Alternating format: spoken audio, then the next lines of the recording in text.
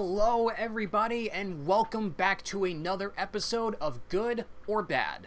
Today's movie that we're going to be talking about is Zack Snyder's The Watchmen. It has a 65% from critics and a 71% from audiences on Rotten Tomatoes, a 7.6 out of 10 on IMDb, a 56 Metascore and an 8.1 out of 10 user score on Metacritic, and a 3.6 out of 5 stars on Letterboxd. This movie is kind of split down the middle. It has a little more appreciation now than it did back then, but there still aren't some people who are getting into this movie that much. So why is that? Well, today we're going to go ahead and talk about that, on why this movie can actually be good, or why this movie isn't that good. My special guest that I brought on today is Ablba from On Pop Culture. He's another pop culture review channel where he talks about movies and does trailer reactions, and he also does pop funk reviews and Lego buildings. So that's not something you usually see on other people's YouTube channels, so very interesting. He's one of the people that actually really defends Watchmen, and I'm glad to have him on here. So Ricky, go ahead and take away why you think this movie is actually good. Hey everyone, I'm Rick from On Pop Culture, and I'm here to tell you why 2009's Watchmen by Zack Snyder is a good movie. And to do that, I'm going to break it up into 3 points. Point number 1 being the story, point number 2 being the visuals, and point number 3 being the experience. So let's get into it. Now, for the story of Watchmen, this is set in an alternate timeline, which in and of itself is really fun. I always enjoy fiction that's set in an alternate timeline where, you take a moment in history and you just play it out a little bit differently. In Watchmen, we're set in 1985. That's quite a bit different from our own in our timeline, where Richard Nixon is still president. We're seeing an America that's sort of crumbling in this story, and we're really on the brink of nuclear war with Russia, similar enough to our own 1985, I suppose. But this is a really interesting story, and not only do we have a really great setting of this alternate reality, but we're telling a story of superheroes, and superheroes that are quite a bit different from what we would look at as superheroes like Batman and Superman and Iron Man. These are masked vigilantes, basically regular people that went out and decided to fight crime, but we're exploring them as human beings rather than just following their exploits as heroes, which makes for a really interesting story. Now, on top of that, some of these heroes are a little bit morally compromised, and you can see the interactions between them and their differences. We have the Night Owl, too, who is probably the closest thing that we have to a central hero of this story.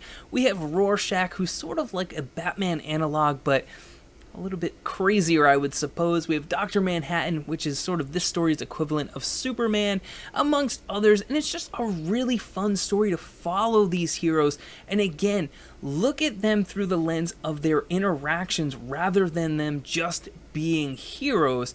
And this is all told through a mystery that starts with the death of one of these heroes, the comedian. So not only do we get this mystery that unravels, but we get to dig into this alternate timeline and enjoy a different type of story about superheroes that we generally don't see. So overall, this story is a win for me. Point number 2, the visuals. Now, Watchmen is filled with all of the hallmarks of a classic Zack Snyder film, slow-mo shots, and a muted color palette. But for me, these particular hallmarks actually serve the story, unlike in some of his other films. The muted color palette really works to emphasize this dark and depressing and gritty world that we're looking at. And for me, it helps to make it so that this story isn't glorifying being a superhero, because nothing in this movie is really about how great it is to be a superhero. In a lot of cases, it's sort of a bad thing. And that muted color palette kind of helps drive that point home, rather than being bright and glossy and happy and make you want to be part of this world. It's really saying, keep away, this is dangerous, this isn't for you. It really works with the story nicely. On top of it, the slow-mo shots really work for me here, and a lot of his other films, I can definitely criticize them, and I know some people would say they're a little gratuitous here, but for me, they help drive the impact of some of these scenes, create a real feeling out of them, and it really works. Rather than feeling over the top, they give you a moment to really take in the scene, and I think they work really nicely, on top of the fact that they're executed really well, considering these slow-mo shots were made over 10 years ago. On top of all of that, the costume and set design, amazing in this movie, really well done. And that leads me to point number 3, the experience. Now, this has a really great story that I find to be truly interesting. It has some fantastic visuals that, again, I really love. But for me, the best part about Watchmen is the experience.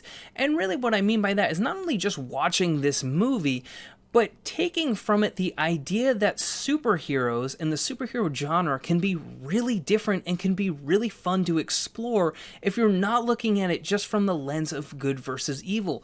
This movie and the story that it's based on really is a deconstruction of the superhero genre.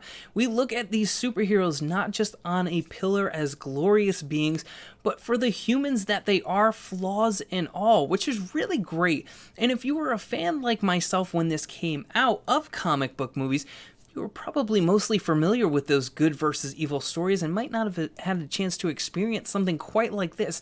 And this definitely broadened my horizons when it comes to comics and superhero stories in general, and it really made a great experience. And now when I go back and watch this movie again, I'm just kind of indebted to the fact that it opened up my mind to different things when it comes to using superheroes to tell different types of stories.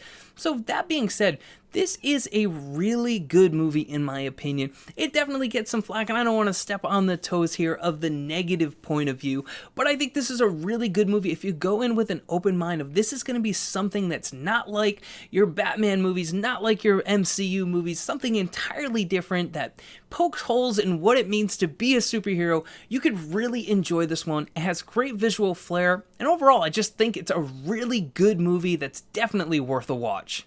Thank you, Ricky, for being a part of this show. Be sure to go ahead and subscribe to his YouTube channel or follow on Instagram. That's actually how I found him, actually, so go ahead and follow him on Instagram. And be sure to check out all of his other social media links, and I'll put them down in the description link below in case you want to click on it. So now it's time for me to play devil's advocate and talk about why I think this movie can actually be bad. Now, let me just go ahead and say this. I don't think this movie is actually that bad. I honestly think it's one of the more underrated films for the DC comic book films. I think it's one of Snyder's better films. I think that his visuals were fantastic in here. I like that it really honors the novel. But I will admit, there are some things that did kind of get me in the way from enjoying this movie. So I'm going to go ahead and give out my 3 reasons why I think that this movie is not necessarily that good, or why it could be led into being a bad movie. And I think the first one that I want to get out of the way, and this is honestly my biggest problem with the movie, is that this shouldn't even be a movie in general, because the novel itself is 12 chapters long, and it's featuring so many different characters and so many of their backstories, and they have a lot of character development going on in order for you to really get some emotional weight towards these characters and really feel for what this actual storyline is going for. Now, this movie is adaptating exactly the way the novel is represented, but it also has to skim down other characters and make their storylines a lot more shorter and just focus on other aspects that the novel usually focuses on a little bit more than other character stories are. And I personally feel like that's what makes the movie a little more weak.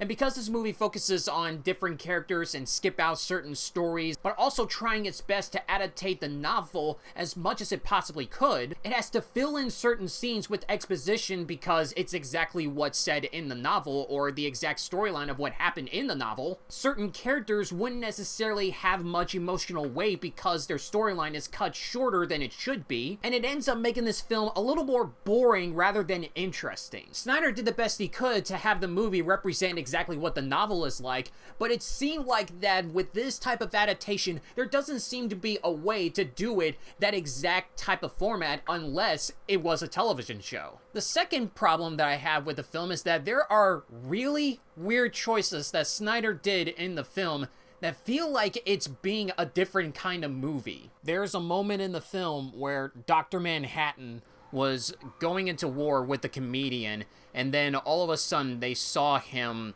being incredibly gigantic, and he was butt naked, and then there was this incredibly famous soundtrack playing in the background, and I didn't know if this was supposed to be unironically funny, or purposely funny, or if it was supposed to be symbolic. Another scene was when Night Owl and Laurie Jupiter were both in an airship and they were making love, and then they had this really weird soundtrack called Hallelujah playing in the background. This movie is supposed to be a grim, dark, psychological viewpoint of what it's like being superheroes, and when you have scenes like that that feel unidentified, you can't tell if they have some sort of meaning or purpose for being in there, it's just odd. It also doesn't help when Malene Ackerman and Patrick Wilson really don't work for the roles that they're playing in. And they're not bad actors or bad actresses, but when I saw them on screen, it seemed like that they were just really awkward when playing these roles. Deep down inside, there does seem to be a good directed film, but Snyder seemed like that, it seemed like that Snyder was doing something else that I couldn't identify what he was doing. And for me, those moments felt